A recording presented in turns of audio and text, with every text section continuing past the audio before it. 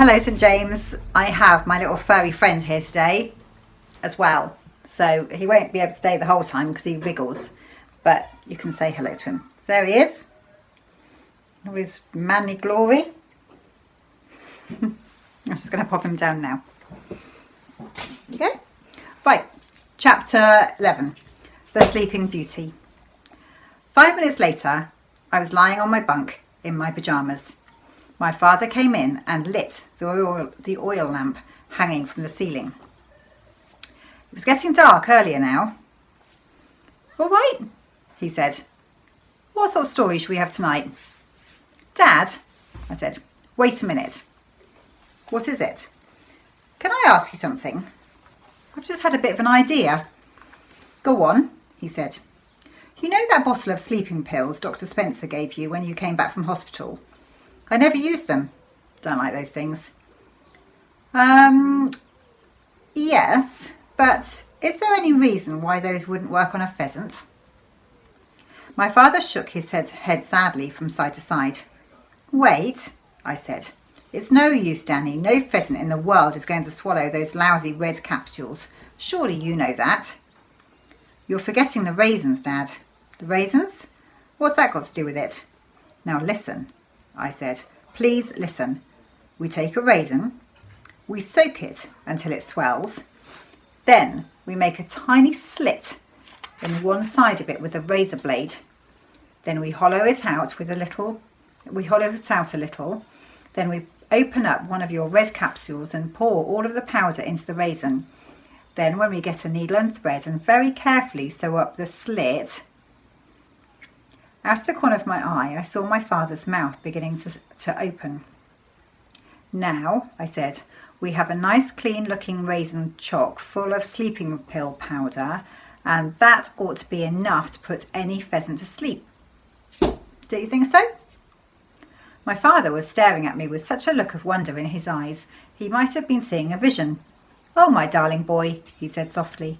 "Oh, my sainted aunt, I do believe you've got it. Yes, I do. I do. I do." He was suddenly so choked up with excitement that for a few seconds he couldn't say any more. He came and sat on the edge of my bunk where he stayed, nodding his head very slowly up and down. "You really think it would work?" I asked him. "Yes," he said quietly. "It'll work all right. With this method we could prepare 200 raisins, and all we'd have to do is scatter them around the feeding grounds at sunset and then walk away. Half an hour later, after it was dark and the keepers had all gone home, we would then go back up into the wood, and the pheasants would be up in the trees by then roosting, and the pills would be beginning to work, and the pheasants would be starting to feel groggy, and they'd soon be wobbling and trying to keep their balance, and soon every pheasant that had eaten one single raisin would topple over unconscious, fall to the ground, and why, they'd be dropping out of the trees like apples, and all we'd have to do is walk around picking them up. Can I do it with you, Dad?" "And they'd never catch us either," my father said, not hearing me. We'd simply stroll through the woods, dropping a few raisins here and there as we went, and even if they were watching us, they wouldn't notice anything. "Dad," I said, raising my voice, "you will let me come with you?" "Danny, my love," he said, laying a hand on my knee and gazing at me with his large eyes bright as 2 stars, "if this thing works, it will revolutionize poaching." "Yes, Dad, but can I come with you?" "Come with me?" he said, floating out of his dream at last. "But my dear boy, of course you can come with me. It's your idea. You must be there to see it happening. Now then," he cried, bouncing off the bed. "Where are those pills?" The small red capsules were still in the small bottle that was standing beside the sink. It had been there ever since my father returned from hospital. He reached it and unscrewed the top and poured the capsules onto my blanket. "Let's count them," he said. We counted them together. There were exactly 50. "That's not enough," he said. "We need 200 at least." Then he cried out, "Wait, hold on. There's no problem." He began carefully putting the capsules back in the bottle And as he did so, he said, "All we've got to do, Danny, is divide the powder from one capsule amongst 4 raisins. In other words, quarter the dose. That way we would have enough to fill 200 raisins." "But would a quarter of those pills be strong enough to put a pheasant to sleep?" "Of course, my dear boy. Work it out for yourself. How much smaller is a pheasant than a man?"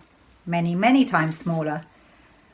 "There you are then. If one pill is enough to put a fully grown man to sleep, you'd only need a tiny bit for that of a pheasant. What we're giving them will knock out the old pheasant for a loop. He won't know what's hit him." "But Dad, 200 raisins aren't going to get you 200 pheasants."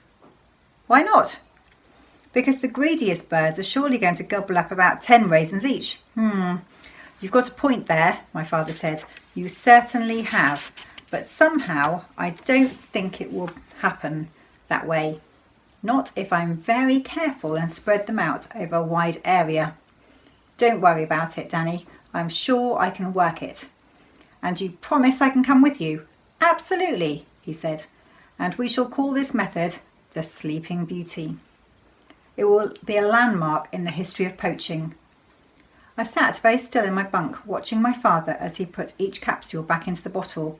I could hardly believe what was happening, that we were really going to do it, and that he and I alone were going to try and swipe practically the entire flock of Mr. Victor Hazel's prize pheasants.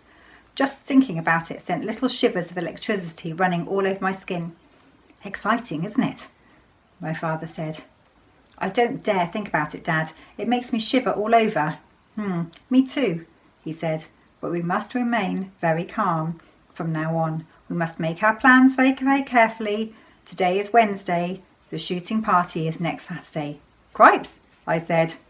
"That's in 3 days' time. When do you and I go up into the wood and do the job?"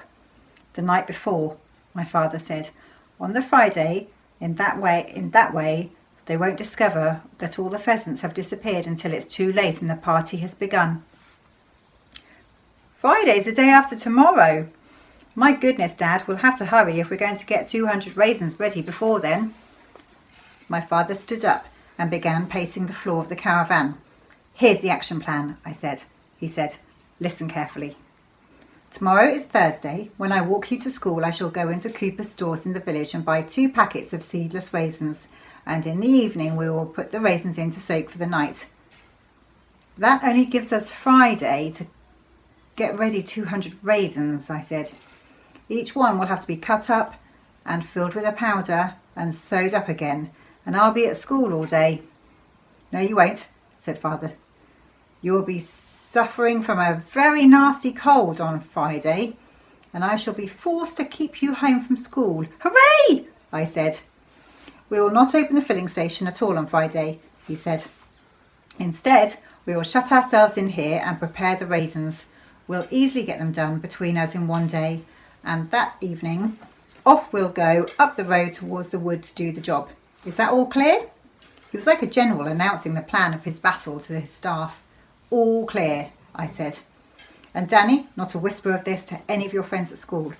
"Dad, you know I wouldn't." He kissed me goodnight and turned the oil lamp low.